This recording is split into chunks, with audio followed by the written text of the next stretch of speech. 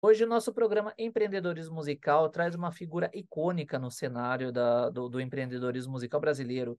A gente vai falar com ele, que é escritor, produtor musical, filho de uma das maiores figuras da música brasileira, quiçá da música mundial, Elis Regina, com vocês, João Marcelo Boscoli. João, a cada década a gente passa por diversas transformações comportamentais, tecnológicas, enfim.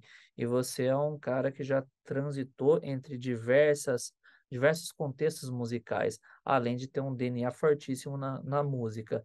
Como que você vê, enxerga, né, todas essas transformações? Acho que a revolução digital, ela pegou a sociedade como um todo, né? E na área da música, isso não foi diferente. Aliás, a música foi uma das primeiras a viverem essa revolução na parte prática mesmo, né? Sentindo a troca de arquivos, MP3. Então, houve muitos segmentos que acabaram vivendo essa chamada revolução digital logo nos primeiros minutos desse novo tempo, né? Eu acho que das coisas interessantes que temos hoje é o barateamento dos meios de produção.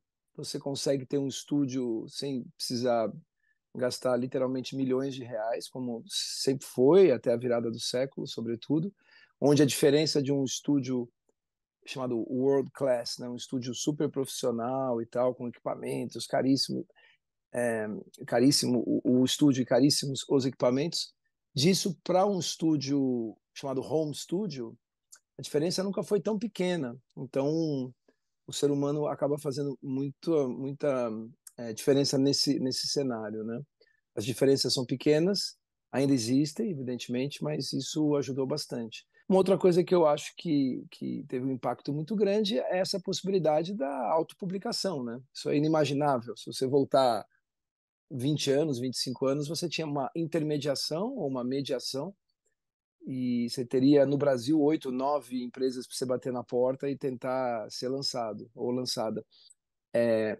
Se você não conseguisse, a sua vida seria bem difícil dali para frente. A chamada indústria independente começou no Brasil há muito tempo, mas começou a ganhar força através dessas ferramentas digitais, mesmo na virada do século ou na virada do milênio. Outra coisa que eu acho interessante é não ter mais o chamado fora de catálogo. É muito difícil hoje você não encontrar algum álbum, né?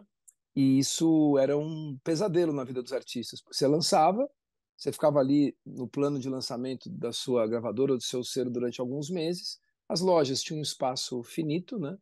E se você não tivesse um clássico da música que ficasse permanentemente em catálogo, você iria desaparecer. Sabe que existe uma métrica de vaidade, das pessoas serem mensuradas pelos resultados, né? Números de plays, streams, seguidores, engajamento, e isso com certeza acaba facilitando de um lado, né? A gente identificar novos talentos, novas oportunidades, mas também, por outro lado, isso pode ser um atrapalhador, entre aspas, né? Para a gente identificar algum outro grupo de novos talentos? Eu acho que o artista hoje, evidentemente, que ele consegue ter essa independência através dessas ferramentas, e o desafio passa a ser, acho que de toda a sociedade, o foco, a atenção específica. Há muitos elementos dispersores, né? Então, se você imaginar algum artista que você goste muito, né, que tenha surgido no século XX, e você imaginar o dia a dia dele, ele até poderia, em algum momento, ir a um estúdio tirar uma foto, ou alguém tiraria uma foto dele, mas isso era reservado a um momento específico. E por aí vai, todas as outras coisas, né, que envolveriam a vida extra musical de um artista. Assim. Uma vez a música pronta, todo esse trabalho. Então, você consegue fazer isso. Eu acho que o ponto de atenção que eu sugeriria para ser observado é todo esse conjunto de elementos dispersores, né? De você, quando você vê, você está fazendo uma outra coisa que não era exatamente o que você estava fazendo. E a música, como boa parte das atividades humanas, né, ela demanda um tempo, né? Se você se debruçar sobre aquilo, você mergulhar de maneira vertical, né? Então tem que tomar muito cuidado para você não deixar a música de lado, né? Para mim, pessoalmente, evidentemente que os indexadores, em determinado momento, eles são importantes, os indicadores, as métricas, né? mas na tomada de decisão, no que diz respeito à música, para mim é irrelevante, assim, é completamente irrelevante.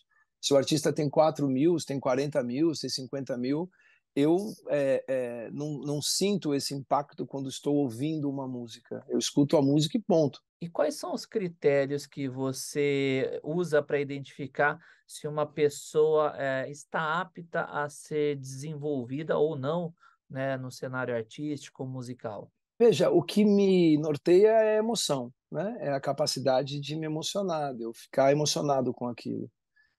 Tem os aspectos todos práticos que envolvem a música, né? Tem os aspectos mecânicos, matemáticos e tal, mas no final é se você sente algo, assim, se você é tocado, né?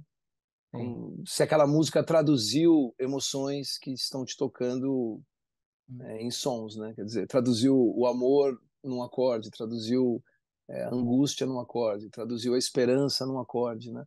Ou numa melodia, numa atmosfera. Então, para mim, é emoção. É coisa muito difícil de descrever e é muito fácil de sentir, né? É como um amor, né? Você pode até tentar jogar ordenadas e abscissas, mas no final você não entende exatamente o que é o amor, né? Você sabe sentir, você sabe se aquilo está te fazendo bem ou mal e tal, mas é algo que tem uma certa vida, né? Própria, independente, né? Em muitos casos. A música para mim é parecida, assim, ela é algo que te captura, você não sabe por quê. Às vezes é uma música que usa determinada fórmula que você já ouviu 300 vezes, mas ela te toca. Às vezes é uma música extremamente inovadora, mas é uma música que te toca do ponto de vista intelectual, mas não mexe com as suas emoções. Então, para mim, o parâmetro principal, o clique, né? A tomada de decisão é baseada nos meus sentimentos. A gente vai fazer um break rapidinho, em alguns segundos a gente está de volta com mais empreendedorismo musical.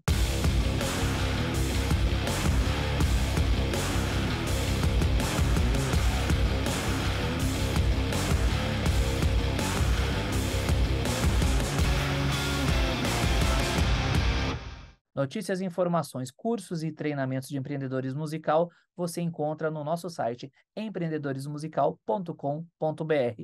Nos vemos lá.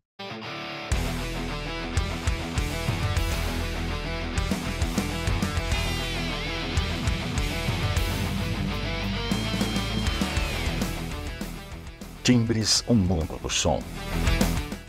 Garanta segurança e exclusividade para o seu negócio.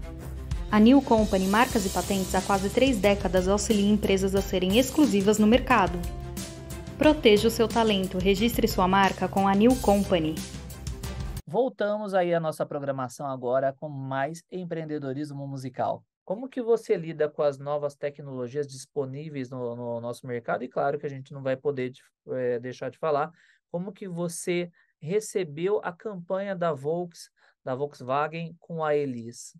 Que a tecnologia realmente ela vai ficando invisível, né, com o passar do tempo, né? Você não para pensar no que está acontecendo aqui, né? Eu estou É, sentado numa manutenção do estúdio, numa cidade, você está num outro estúdio em outro lugar, e a gente está falando especificamente de música, desde da minha pré-adolescência que eu acompanho essas coisas, porque eu vi o nascimento das caixas de ritmo, né, das baterias eletrônicas. Herbie Hancock, que é um cara que eu gosto muito, desde o final dos anos 70, ele participou ativamente de uma empresa chamada Alpha Centauri, junto com o Steve Wozniak, fundador da Apple, para conseguir fazer o teclado conversar com o mundo computacional. Então, o sampler nos anos 80. Então, muitas das coisas que temos hoje são ideias, né? Como é a trajetória da humanidade, né? A colaboração nos trouxe aqui.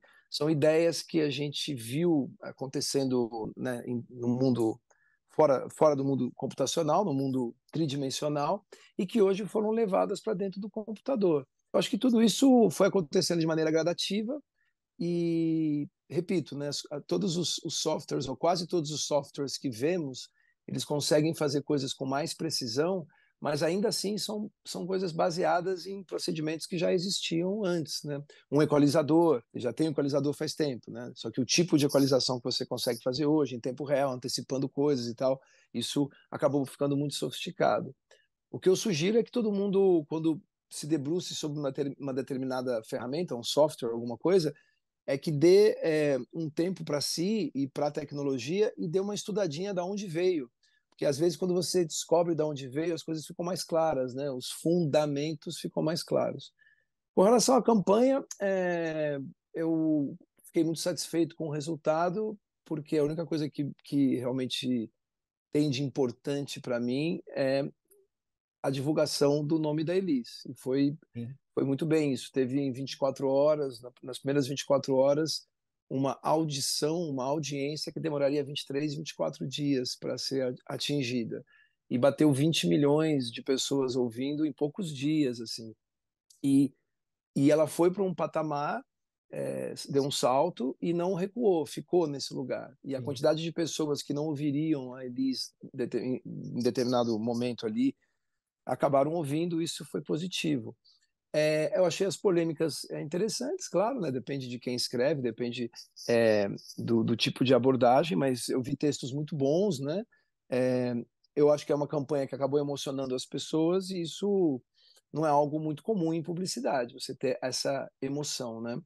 É sempre bom lembrar, acho que só para um exercício próprio nosso aqui, assim, vou partir de uma experiência minha, mas que pode ser, de certa forma, compartilhada e talvez seja útil para alguém. É assim, 98,7 de aprovação, né? Foi o número que saiu, que eu vi, o número oficial e tal. Quase 100% de aprovação, ou seja, tem 1 e pouco por cento, 1,5%, né? 1 ponto alguma coisa, de pessoas que têm uma opinião contrária. Eu acho isso muito saudável. Agora, não há um equilíbro de forças entre a crítica e a aprovação. A polêmica existe, claro, mas tecnicamente não é uma polêmica tão profunda assim. E aí a opinião de cada um a respeito, mas isso é um assunto, para mim, internamente, é um assunto familiar. O que me fez tomar uma decisão não passa pela anuência das pessoas, porque eu acho que cada pessoa dessa que gostou, que não gostou, se tivesse que tomar alguma decisão com relação à sua mãe, a decisão é sua, né? Não teria um peso, ou não deveria ser determinante a opinião de estranhos e tal, sobretudo na opinião pública.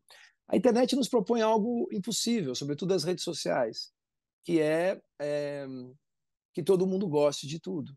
Isso nunca vai acontecer. E aí eu só quero lembrar, antes de terminar, do Gustavo Flaubert, que falou que você também mede uma obra por aquilo que ela causa de oposição.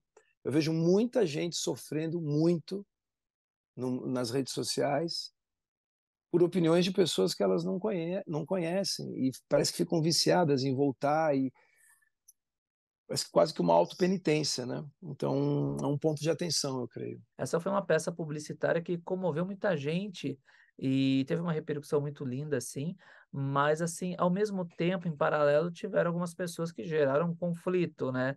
Que falaram que aquela peça publicitária poderia confundir uma criança, se aquela campanha era real ou não, enfim. Essa pessoa que É. fica preocupada se a Elis vai ser confundida, né, na cabeça de uma criança com alguém que está vivo ou não, realmente é uma preocupação curiosa de se ter. Sim. Enquanto isso, estão vendendo um monte de comida que não é comida para as crianças, né? Expondo assuntos, remédios para as crianças, e isso não é um ponto de atenção. O ponto de atenção é um anúncio publicitário. Então, assim, é interessante quando você olha o foco de atenção das pessoas e da sociedade, né? Aquilo que é observado por uma pessoa, aquilo que é o foco de atenção e da observação e das suas emoções, sentimentos e ideias, diz muito sobre ela, né? E eu acho curioso. A gente, nesse tema ainda, a gente nunca viu tão aflorado o emocional das pessoas, né? A música, ela tem um papel fundamental, né, na nossa sociedade e a cada década a gente tem várias transformações, sejam tecnológicas, comportamentais. E como que você vê isso no mercado da música? Como você vê essas transformações tecnológicas e comportamentais no mercado da música? Eu acho que a música é uma reportagem do seu tempo, né? A música nasce nas pessoas e as pessoas estão vivendo esse tempo. Então, a música é fruto desse momento histórico. Eu, pessoalmente, acho que teve uma diminuição muito grande do mistério, né? É tudo muito explícito, né? E eu acho que isso é estranho para mim. Não cria instâncias, é tudo muito, sabe? Tá tudo assim exposto, tá tudo em cima da mesa, né? É como se fosse um grande curto-circuito, né? Se você pegar um sistema elétrico qualquer e ligar todos os pontos a todos os pontos, você tem um curto-circuito. A gente está tendo um tipo de um curto-circuito humano, né, ligando todos os pontos. Eu acho que há, nesse momento, se não um desaparecimento total, é uma diminuição muito grande do mistério das coisas, né, desse véu, né, que eu acho que vai criando a curiosidade, vai criando instâncias, você vai descobrindo. Outro dia eu estava conversando com um jovem produtor, assim, que tem, sei lá, tem a idade que eu tinha quando fui trabalhar com o Jorge Ben. Tem 16 anos, 15, 16 anos, estava produzindo, já é conhecido e tal. Cara, ele conversando comigo, a quantidade de palavrões que ele fala o tempo inteiro, né? Desde o jeito que ele me chama, que é um palavrão, é o tempo inteiro, né? E palavrões que eu, enfim, normais, eu já conhecia todos, mas eu perguntei, eu falei, cara, você fala todos esses palavrões aqui num bate-papo tranquilo. Numa briga, você fala o quê, né? Você começa a rezar em latim, essas instâncias e o mistério das coisas, eu pessoalmente gosto de manter. Seja para comida, né, de você tendo camadas e tal, etc. Seja para música, né? Não precisa começar sempre com um refrão, né? Esses microciclos de 15 segundos, né, que parecem uma nicotina digital, não me agradam muito, assim, porque você precisa de um tempo mínimo para conseguir ter um laço afetivo com algo, eu creio. Então, às vezes, numa música, você conhece uma música e não adora de cara. E aí você acaba viajando, acaba convivendo com aquela música por alguma razão e ela ganha um outro significado para você. As pessoas ficam falando muito de marketing, de divulgação. Calma, né? Faz a música primeiro, faz a música que você acredita. E lembra, se você for querer a opinião unânime de todo mundo, mesmo as pessoas que gostam, você vai ver que gostam por razões diferentes e tal. Então, a única coisa que vale, para valer mesmo, é a tua opinião. É isso que eu estou comprando. Eu não sei se eu gostaria do Steve Wonder se cada vez que ele fosse compor, ele abrisse uma live e falasse: gente, I just call to say I love you ou I just call to say I need you? O que vocês preferem? Cara, faz aí você, né? Eu sou seu fã, eu estou comprando a tua opinião, eu estou comprando a sua é, visão, o seu ponto de vista, o seu filtro, né? Eu acho que isso também é alguma coisa que vale a pena ser observado, eu creio. Hoje a gente vive uma sociedade mediatizada totalmente desenfreada. A gente fala que o celular é uma extensão do corpo humano, os gurus da internet, do marketing, principalmente, né, os vendedores, falam que um call to action, uma chamada para a ação, ela tem que durar de 3 a 4 segundos, senão as pessoas passam o seu vídeo. Isso acaba podendo gerar conflitos, revoltas, entre tantos outros devaneios. Como que você lida com essas pessoas que querem tudo para ontem? Não posso acreditar que a gente está pelo menos há uns 300 mil anos na Terra, caminhando, etc. Né? E para chegar nisso, que eu preciso ter em 3 segundos, sinceramente, o que que eu. Você marcou uma entrevista comigo, um bate-papo, como você preferir chamar, e eu vim aqui. O que que eu posso te dizer em 3 segundos que tem alguma fora o amor, né? Não sei. O amor é a única força realmente transformadora. Corta. É. Então, vira o quê? É uma sociedade de headlines, é uma sociedade de. Parece notícias populares, que eu achava muito engraçado, né? Atenção para você nesse jogo aí de vender suco, cuidado para você não ser a laranja. E a sua sanidade mental vai por água abaixo. E é até interessante, né? Porque aí você compra um remédio, ajuda o orçamento, né? O resultado econômico dos acionistas de uma empresa de farmacêutica, né? Enfim. Desse cenário que é bem delicado, você acha que isso acaba afetando num cenário de desenvolvimento profissional, artístico, na inteligência criativa?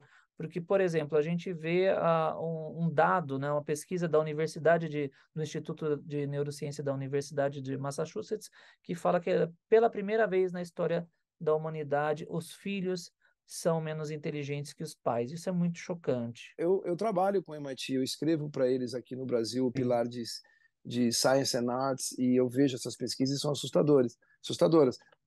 Claro que tem um impacto na criação. Você tem um impacto no sono das pessoas, Gu.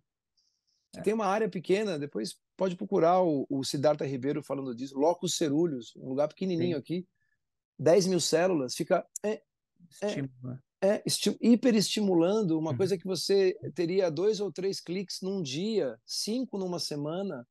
Você fica, a cada vez que você sobe, clique, clique, tá derretendo, você tá tirando, você fica num estado de anoeses, né? Que você fica assim, atrapalha o sono.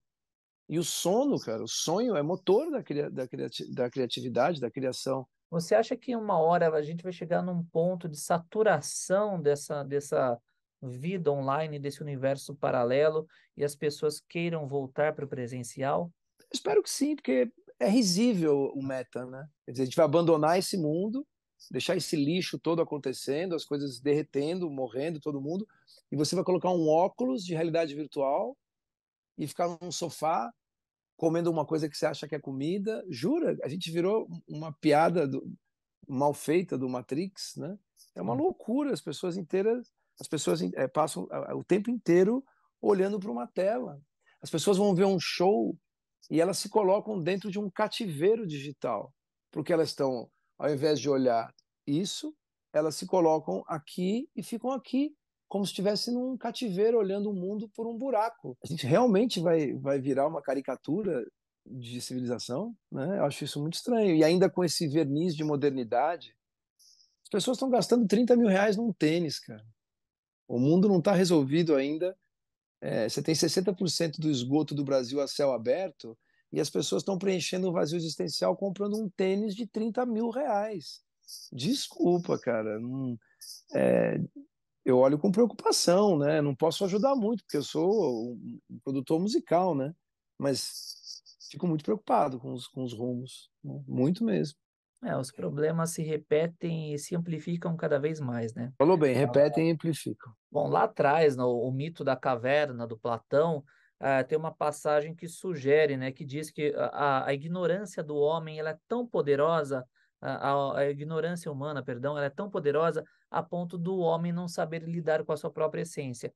E isso a gente vê muito presente, né, quando as pessoas estão buscando viver realidades paralelas, realidades alternativas, ao invés de viver, né, aprender a viver com as suas respectivas realidades. E isso hoje tem uma ilusão de possibilidades, né, muito grande, né? Você bota o rosto que você quiser. Você vê que a França proibiu agora você usar o Photoshop sem avisar. Por quê? Porque as adolescentes, ou os adolescentes, as crianças, né, olham para aquela foto e falam, meu, é isso que eu quero. E só que essa pele não existe. A gente criou uma referência que não existe na sociedade. Sim. A pele tem poro. Você tem que lidar com as suas tristezas. Não adianta eu comprar um remédio para lidar com a minha tristeza, a não ser que seja uma coisa muito grave, aí um médico vai me recomendar. Mas assim, você perdeu o emprego. Você tem que lidar com isso. Você compôs uma música para uma pessoa que você ama e ela não gostou, ela se ofendeu. E muitas outras coisas. Você perdeu um amor. Cara, você tem que lidar com essas coisas. Pegar e enfiar a cabeça no 0 e 1, achando que ali estão todas as respostas e tal, eu acho uma grande ilusão, né? Uma grande ilusão. Recentemente eu fiz uma experiência com o ChatGPT, onde eu pedi para ele montar uma tabela, e na tabela, a primeira coluna, ele iria me fornecer o nome de movimentos musicais, na segunda, uma descrição sobre aquele movimento, e na terceira, correlações entre movimentos artísticos, políticos e culturais daquela época, e as datas também. Ele começou com a bossa nova, com o jazz, falou sobre a tropicália, o rock and roll, grunge, enfim, vários cenários e contextos, até os mais contemporâneos. Porém, quando ele chega em meados de 2010 para cá, né, para os nossos tempos atuais agora, ele correlaciona, só põe o estilo musical e à frente ele põe redes sociais. Isso foi muito impactante, porque assim, eu vejo que o quão frágil estão as produções musicais, né? Faltando motivo, faltando razão, sem ou com pouco propósito.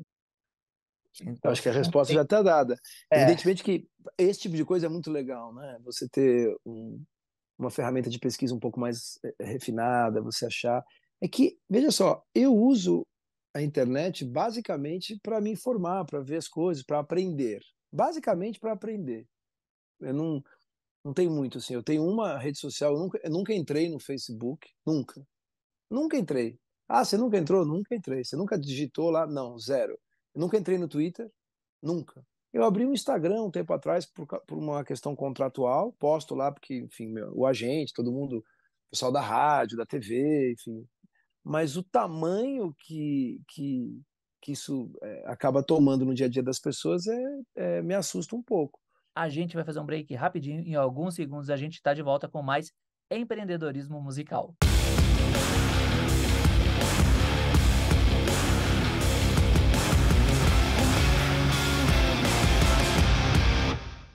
Notícias, informações, cursos e treinamentos de empreendedorismo musical você encontra no nosso site empreendedorismomusical.com.br. Nos vemos lá.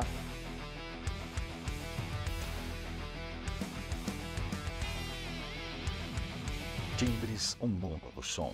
Assegure que o nome da sua dupla, banda musical ou nome artístico seja único, impedindo que copiem seu sucesso e confundam seu público. Registre sua marca com a New Company. Estamos aí a nossa programação agora com mais empreendedorismo musical. Existe algum artista contemporâneo que você ouve ou acompanha? Tem um monte, assim, tem um monte de gente. Acho que eu nunca vi tanta gente tocando bem e tal. Mas, primeiro, que eu nunca falo o nome de ninguém Uhum.